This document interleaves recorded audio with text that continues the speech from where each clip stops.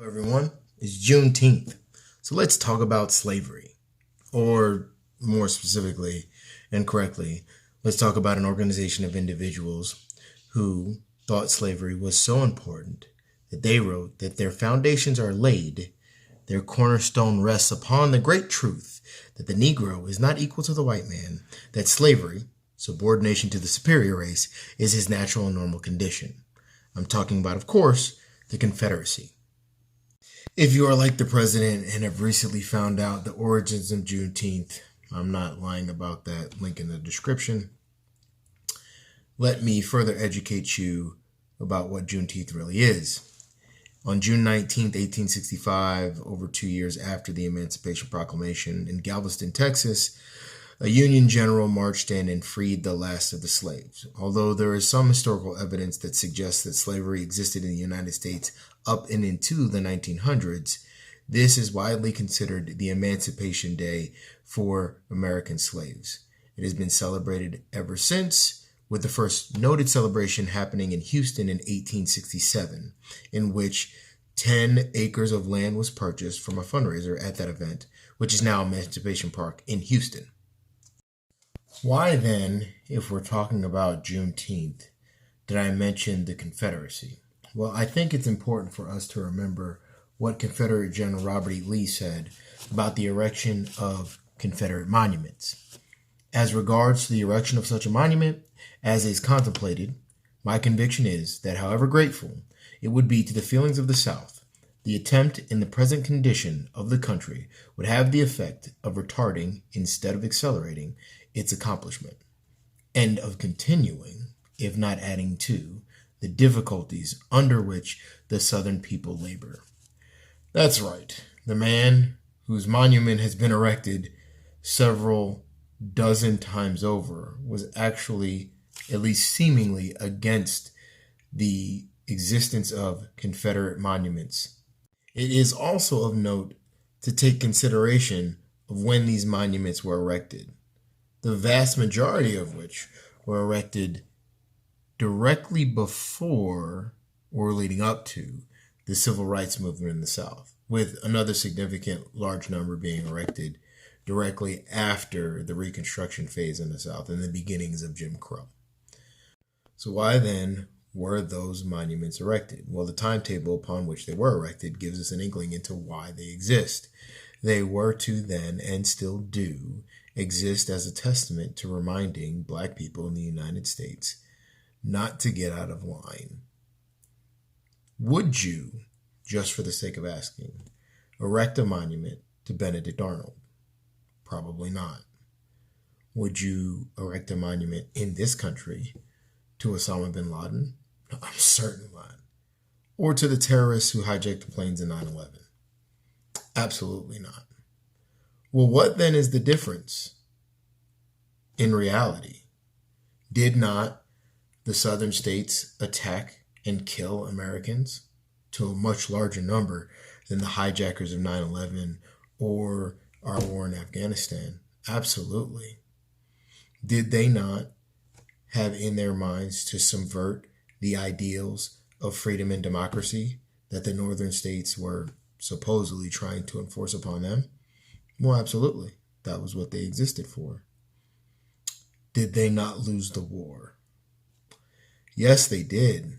So, we then have a bunch of monuments, statues, parks, and schools named after traitors and losers. Why would that be? And why are people okay with it? Got another question for you. The Confederate flag, as is understood today. Do you actually know what that flag is? Well, the reality, as you can see on the screen, is that the Confederate flag, at least the one that we accept today, was actually the battle flag of the Army of Virginia. That's right, the Stars and Bars, as it was known to the Confederates in the day, is not even the flag that most people consider to be the Confederate flag. The Confederate flag, as we understand it, is actually the field of stars of our current American flag, and that is the battle flag of Northern Virginia. That means that when we fly the Confederate flag, we are flying the battle flag of an organization that fought against the United States. I don't see too many people wanting to hold the battle flag of ISIS or Boko Haram. Why do I make such obstinate comparisons? Things that would inherently create vile and vehement reactions in people. Well, simply because that's the exact same vile and vehement reactions that Black people have all over this country when they see those very same things, those monuments and those flags. Because, as we know, their foundation is laid and their cornerstone rests upon the subjugation of us. That's what all of those things represent. And that's it. So, to insinuate that we should have in any public place or government-owned property the battle flag of an army that fought against the United States, monuments to traitors and losers, just seems inherently stupid, reprehensible, idiotic, treasonous. Why would we do that? And while I most certainly get behind NASCAR and other organizations deciding that they don't want to have that flag at their events, I do, however, believe it is good for us to allow private citizens to fly that flag in their own private spaces. And I'll tell you why. The reality is that the snake that I can see, I can defend myself against.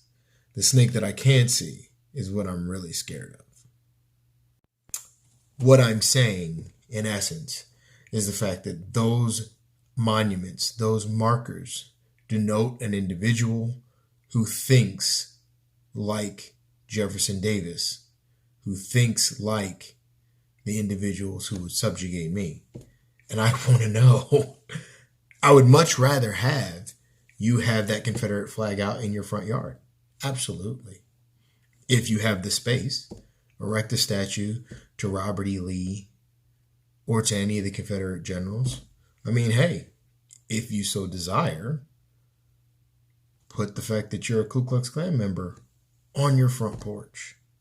I want to know so I can stay the hell away from you. Does a Confederate flag have a place in these United States? It does. In the hateful hearts of the individuals who believe in the same values and ideals of the Confederacy. That's where they belong. And that's where they are. So, it's incumbent upon you or anyone else to make that assessment for themselves. And just know that people who look like me and who think like me will understand your decision and what that decision really means. I really just hope that you're not on the wrong side of this. Don't be a traitor or a loser. To bring this full circle, if you've been with me for this entire video and haven't fast forwarded, we are just about to come upon the time at which George Floyd had his neck kneed on by police in Minneapolis. 8 minutes and 46 seconds. That's a long time. The longer time is the timetable by which Black people have either directly or indirectly been treated as second-class citizens. If you don't believe that that is the case, I want to ask you if you see any monuments erected to people that would subjugate you all over this country. There is no other group of people that falls into that category, except maybe Native Americans. And we have a horrific history of subjugating them that I won't speak on here. The truth of the matter is that we as a country have not acknowledged our original sin. And by not doing so, we have made it almost impossible to heal from it. The reality is that I love you all. And I would fight and die for your rights. As a matter of fact, I wrote that blank check and I went over to see if they were going to cash it in. And although I do love you all. I very much question whether or not this country loves me. Please like, share, and subscribe to my YouTube channel. I hope to bring you videos on at least a weekly basis as we go through several changes in our society, in our culture, in our country. Hopefully my videos will give you a unique perspective and possibly some catharsis. Remember, I love you all.